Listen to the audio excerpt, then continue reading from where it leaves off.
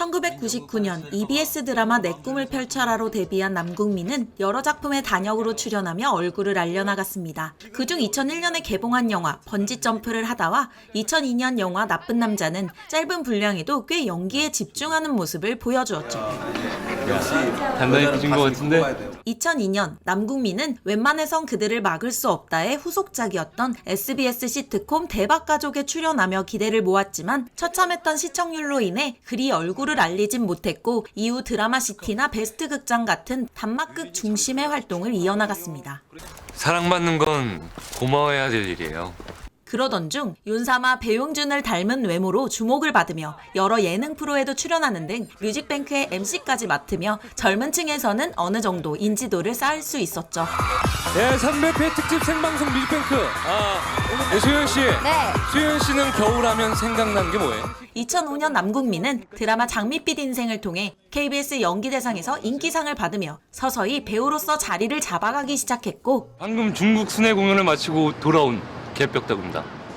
상처받는 게 겁나서 사랑도 못해요? 사랑한 대가로 그까지 상처 좀 받으면 어떠냐고요. 2006년 미니시리즈 어느 멋진 날에서는 서브 주연을 맡아 자칫 잘못하면 느끼할 수 있는 달콤한 대사들을 과하지 않으면서 능청스럽게 내뱉으며 시청자들의 마음을, 특히 젊은 여성들의 마음을 사로잡았죠. 근데 너 자꾸 왜 나한테 첨벙첨벙 들어오냐? 그만 들어와라. 여기까지가 안전선이니까. 네가 먼저 시작한 거야. 어느 멋진 날이 나름의 인기를 끌고 있던 2006년 6월 영화 비열한 거리가 개봉을 했고 남궁민은 이 영화의 이야기에서 굉장히 중요한 역할을 하는 주인공의 친구 역할을 맡아 대중으로부터 확실한 눈도장을 받는 데 성공했습니다. 이번에 준비하는 게 건달 얘기야. 그래가지고 야 현주야, 영두가 너 얼마나 기다렸는 줄 아니? 야 근데 그 종순 그 문신이 뭐야? 그거 되게 재밌다. 너한테 뭔 일 있었는지 난 잘 모르겠는데 사는 게 어디 너만 그러냐?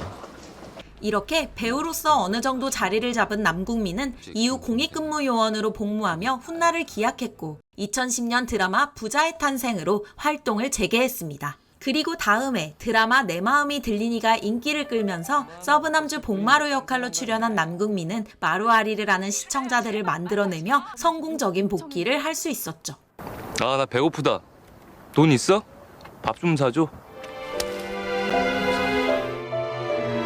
뭐가 그렇게 보고 싶은 건데? 나 봉우리 좋아해. 복마루 장준하야. 볼 때마다 기분이 나쁘네요. 뭐? 그냥 싫은데 어쩌라고요. 이후 남궁민은 꾸준히 드라마에 출연하며 연기 스펙트럼을 넓혀나갔습니다. 하지만 이렇다 할 히트작이 나오지 않아 그는 어느 순간부터 이름 정도만 알려진 배우로 인식되기 시작했죠. 그럼에도 희망의 빛은 남아있었습니다. 왜냐하면 남궁민에게는 잘생긴 외모를 바탕으로 한 스타성이 있었는데다 기본적으로 훌륭한 연기력을 갖추고 있었기 때문이었죠. 너한테 보여주고 싶었어. 달라지는 모습, 나아지는 모습 너한테 증명해 보이고 싶었다고. 네가 전에 알던 소윤찬은 사람이었는지 몰라도 지금 난 사람 아니야. 병중이던 네가 내겐 아무런 기별도 없이 득달같이 여기로 온 이유를 알겠다. 네 차 남아있는 거 보면 쟤 이따가 미칠 거다. 쟤 너 좋아하지? 자기? 그거 좋다. 자기. 혼자 잘났다고 나대니까 뒤에서 쑥덕대는 거지. 오늘 이상하게 술이 달라요. 의외로 뻔뻔한 면이 있으시네요. 2015년 12월에 방영을 시작한 드라마 리멤버 아들의 전쟁에서 남궁민은 엄청난 악역 연기를 보여주며 큰 호평을 받았습니다. 그는 이 드라마에서 분노 조절 장애를 가지고 있는 캐릭터의 특성상 극도의 분노를 수시로 표출하며 화내는 모습 또한 매번 다른 방식으로 연기를 해냈는데요. 때문에 가끔 얼굴에는 열꽃 같은 두드러기가 올라오기도 했으며 한 번씩 머리에 피가 쏠리면서 두통이 이어지기도 하는 등 체력적으로 꽤 힘들었다고 합니다. 그래도 이런 흡입력 있는 연기 덕분에 남궁민은 배우 인생에서 전환점을 맞이할 수 있었죠. 이 중에서 말 제일 잘 듣는 놈이 누구야? 간단하게 말해. 요점만. 짜증나니까. 근데 그 새끼가 자꾸 내가 익스큐즈 할 수 있는 그 범위를 넘어서는 게 그게 문제죠.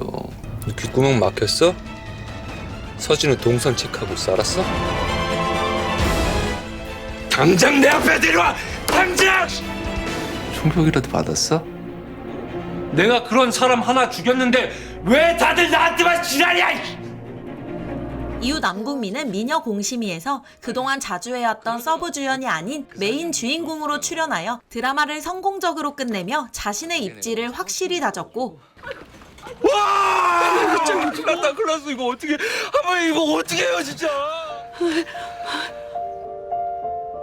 할머니 얼른 도망가세요, 할머니. 2017년에는 드라마 김과장이 대히트를 치며 드라마의 제왕이 될 준비를 마쳤습니다. 그는 이 작품에서 능글맞은 말투와 표정, 건들거리는 행동과 특유의 똘끼로 지금껏 보여준 적 없던 기가 막힌 코믹 연기를 선보였는데요. 덕분에 그는 시청자들로부터 아주 큰 사랑을 받음과 동시에 젊은 여성 팬 중심이었던 그동안의 팬덤 또한 남녀노소를 가리지 않으며 점점 넓혀 나갈 수 있었습니다. 일찍 일어난 똥개가 따뜻한 똥을 먹는 거야. 대한민국에 변치 않는 트렌드가 뭘까요? 삥땅이에요, 삥땅. 민망해.